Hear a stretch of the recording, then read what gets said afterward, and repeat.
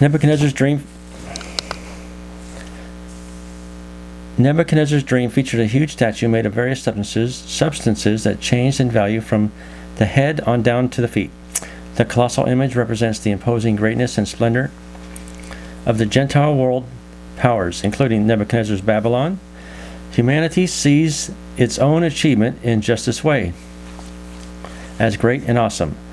Daniel shows God's perspective is quite different.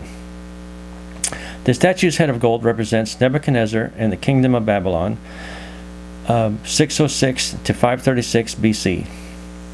The chest and arms of silver symbolize the Medo-Persian Empire, which endured for more than 200 years, 538 to 331 BC.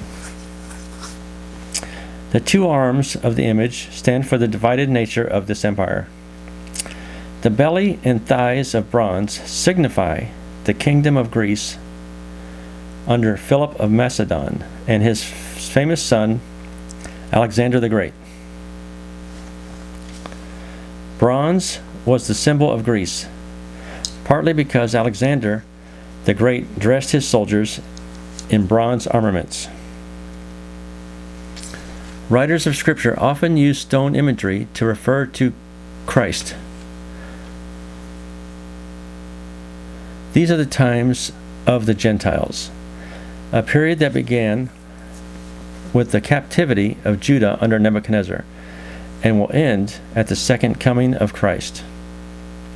That's after the millennial reign, 1,000 years after Armageddon. The King of all kings gave this kingdom to Nebuchadnezzar, a king of earthly kings. While the Babylonian kingdom was not as extensive as others that followed, Nebuchadnezzar exercised total control over it. Isaiah calls the city of Babylon the Golden City. Jeremiah refers to Babylon as a golden cup. While Scripture does not specifically identify Rome as the fourth empire, history indicates that it must be so. The Romans conquered Alexander's empire through what became known as the Iron Legions of Rome. The word iron is used 14 times here. This imperialistic Roman nation put Jesus on the cross and ruled ruthlessly in the New Testament era. Many have tried to guess what the 10 toes might mean. At the least, there will be a 10-kingdom confederacy that rules with the Antichrist during the end times.